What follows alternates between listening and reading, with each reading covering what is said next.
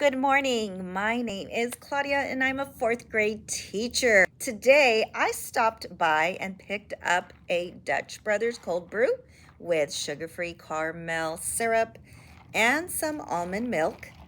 I also have my hot coffee from home, so these two coffees should get me through today. In today's video, I'd like to talk about our on-demand writing assessment that we give every other week. I'm also going to show you what I do on day 1 and day 2 to introduce my unit on fractions. And last but not least, we are starting our California Gold Rush unit. So stick around and take a look. Day 1 of my fraction unit always begins with a hands-on activity using pattern blocks. These simple, colorful shapes are an amazing way for students to explore fractions and make it tangible. So this activity has two parts. So the first part of the lesson, which is part A, students are given a baggie of pattern blocks.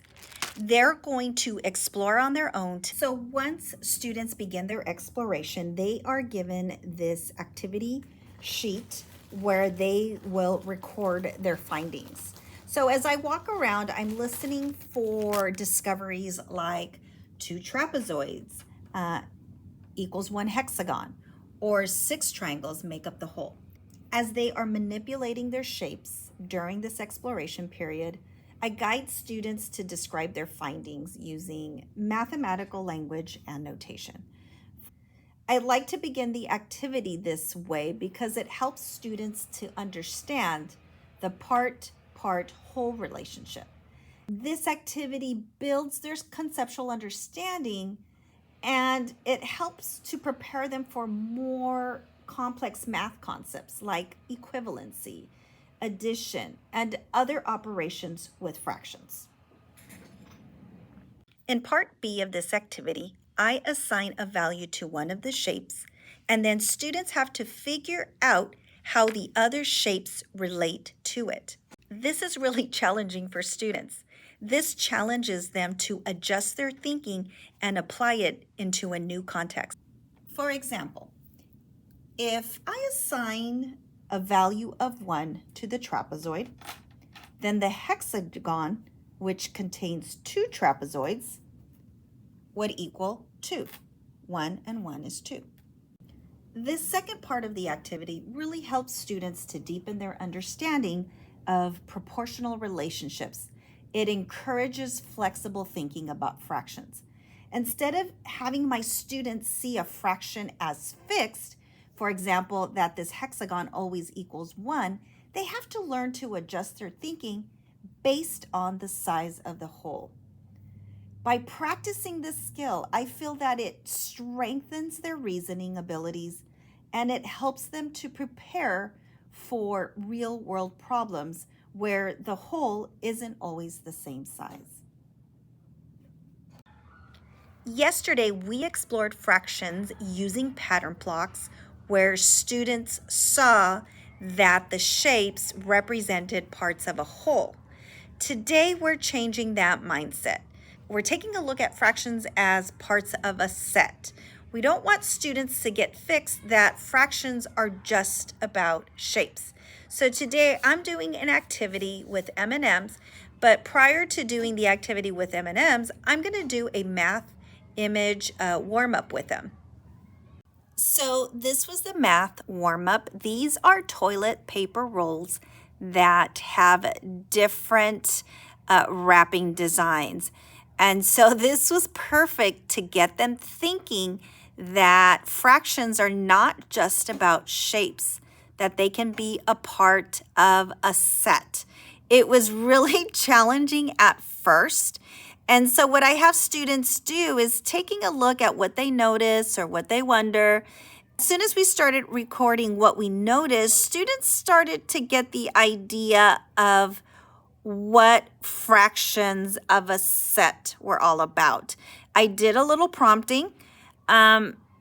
So here is some information that was recorded on. When I'm doing the warm-ups, I make sure to have students write their name to kind of give them kudos for coming up with a really good idea about the image talk, and it kind of gives them a sense of pride and motivation to continue to participate.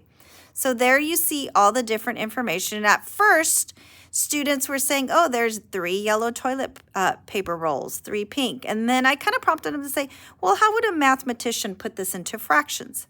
And then the end, I kind of summed up what we did, that fractions are not just about cutting a pizza into slices or having a geometric shape and they're cut into parts. It can also be a part of a set. And this was a perfect way to lead into my math activity today. So the activity was all about M&Ms. Each student received their own personalized cup. When we talked about how many M&Ms were in a cup, students realized that they all had 12, and this was part of our set. From there, they went and recorded their information, and they colored in the different colors that they had. They also recorded it on this rectangle here, and then they added their fractions down at the bottom. On the back side of the page, there were some questions that they had to respond to, and it was a way of helping them to see, and it kind of was a good lead into adding fractions. I noticed that students, based on their pre-assessment, were adding the denominators, and this activity helped them to see that if I add the denominators, 12 and 12, which makes 24, do you have 24 M&Ms in your set? And it kind of was a good way to get them to realize that we do not add or subtract the denominators. And so this was a good prep to next week as we start getting into our math lessons. If you're not familiar with the Smarter Balance Assessment, students are given a writing task.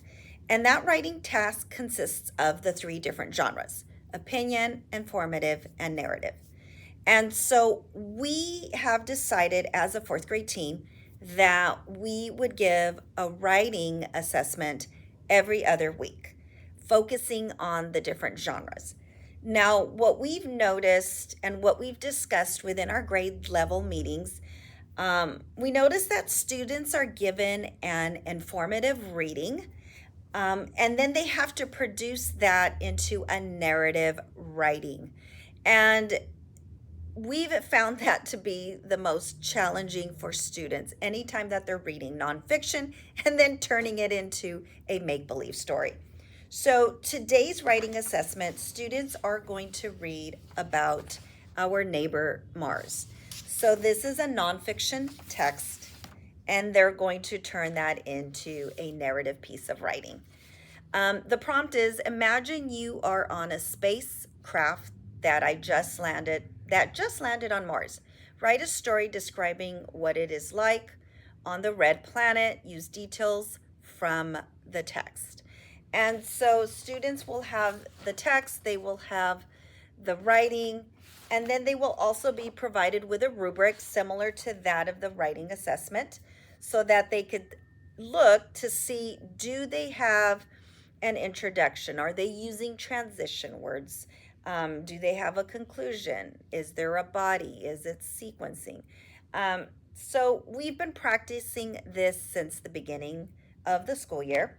We use this as a way to inform our practices as to how are we going to get students to that level of writing that they need to pass the Smarter Balance Assessment. This is an easy way to keep track of all the students' writing assessments by having a writing portfolio box, student's first name, alphabetical order, and then we put the most current writing piece up front. Today in the afternoon, after lunch, we finally started discussing the California Gold Rush. And so I began my unit with giving students a page with some photos to take a look at.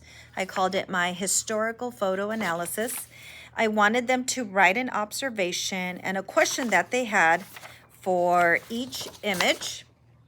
I gave them some time to work with a partner.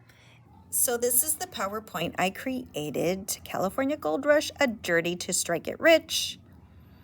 Then I begin with a quote, the big discovery with an image. Here's the historical photo analysis. So the kids have the pages themselves, and then I also project this as well. Then I go into each individual picture with some brief information about the images that they observed and had a question about.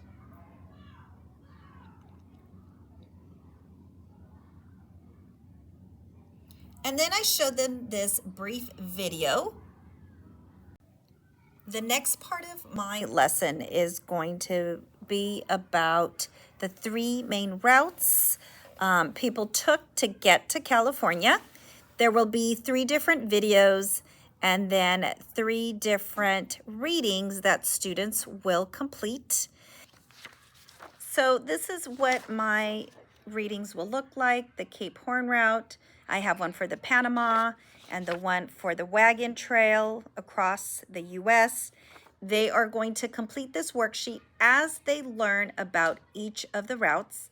They are going to tell me how long it took, what are 3 advantages, and what are disadvantages of taking that route. And then in the end, they will have a writing assignment where they get to choose which route they would take and why they would take it. So because we have a field trip planned next month, and it's such a fun field trip. They're actually taking them through the California Gold Rush. And there's a lot of hands-on activities, and I want them to be prepared because they do ask questions of the students, and I want to make sure that they're able to participate and demonstrate what they learned and what they know. Have a great weekend. Don't forget to like, comment, and subscribe. See you next time.